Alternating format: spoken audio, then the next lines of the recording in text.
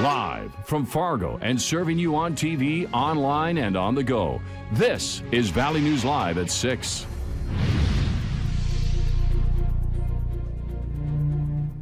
This is exclusive dash cam video from Valley City. It shows a 74-year-old man being arrested by police on DUI charges. Hours after being arrested, that Valley City man was found paralyzed in his jail cell. A few days later, he was dead, and neither the arresting officers nor the jail are taking responsibility. And the family of Warren Linville wants justice. Valley News Team's Veronica Marshall investigates his death. It started off as a routine traffic stop. Hey, you can go ahead and stay in your vehicle. He's a danger to the community. And even more than that, he was a danger to himself. So law enforcement had an obligation to the citizens of Valley City to take him into custody. Okay, do you have an ID on you? Yep. What do you want? He is compliant. He is cooperative. He's clearly a 72-year-old man who has some physical problems. But after he was found paralyzed in his cell, even an emergency surgery couldn't save Warren Linville's life. The preliminary autopsy shows that the cause of death was cervical fracture. From watching the video, likely caused by the physical force applied to Mr. Linville by the officers. In this dash cam footage, you can see the officer pin Linville's arms behind his back. Come on, get up. Oh! Get up, Warren. Christ. You can hear Linville cry out in pain and talk about his medical condition, which leaves him unable to turn his head because his spine is fused. My wrists are so hard that, oof. Jesus Christ, they hurt. Oh! And at the police station, you can see officers drag Linville, leading attorneys to blame the officers and others for Linville's death. The video is horrific because when you watch this video, you know that a number of hours later, Warren is discovered paralyzed on the cell of his jail cell with a fractured neck. And that these injuries occurred as a result of the treatment he received by the Valley City Police Department and or the Barnes County Sheriff. But the city says the officers did nothing wrong. There certainly is no internal affairs investigation taking place because there's no officer misconduct. Who or what do you think is responsible for Mr. Linville's death? I have absolutely no way of answering that question. I have no idea. I have no way of knowing. A tragic death that has Linville's family searching for answers and justice. Warren's family is primarily interested in making sure that this never happens again. That if someone is having a medical issue, they are treated appropriately. Veronica Marshall, Valley News Live. We reached out to the Barnes County State's Attorney, and in a statement, he said, at this time, there is no evidence that Mr. Linville suffered any injuries at the jail.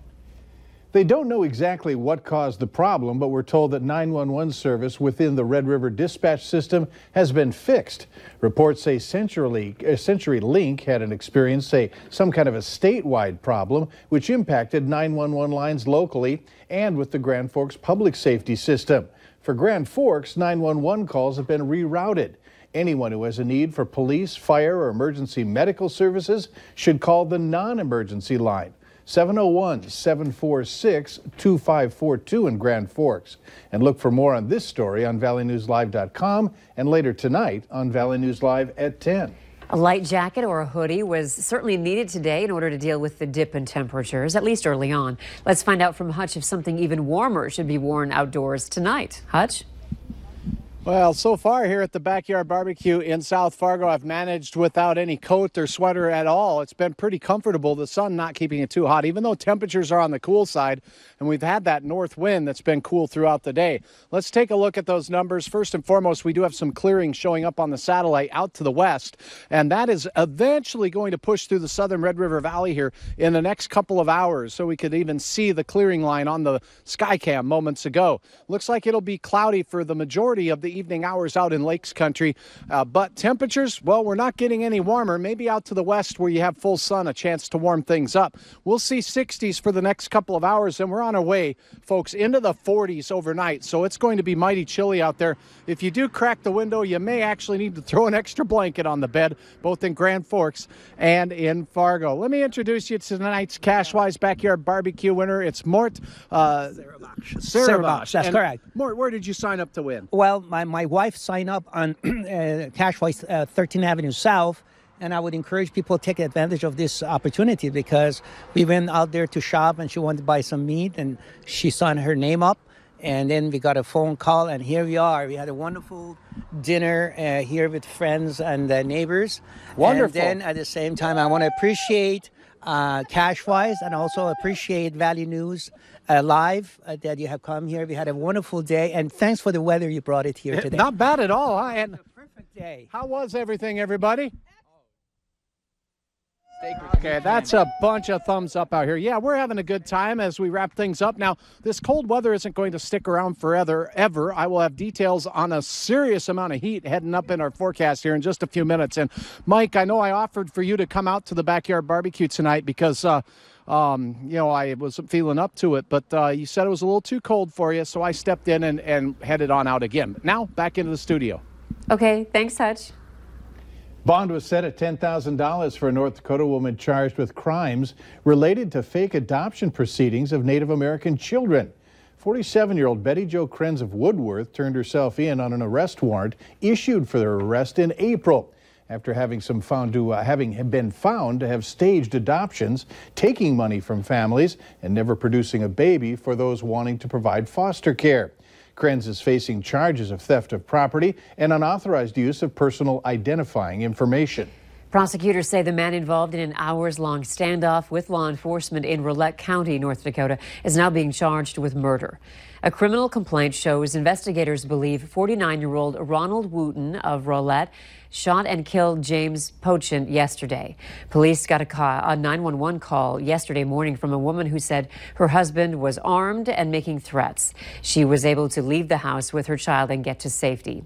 When police arrived on the scene, they say Wooten was standing outside holding a gun and refused police commands to drop it.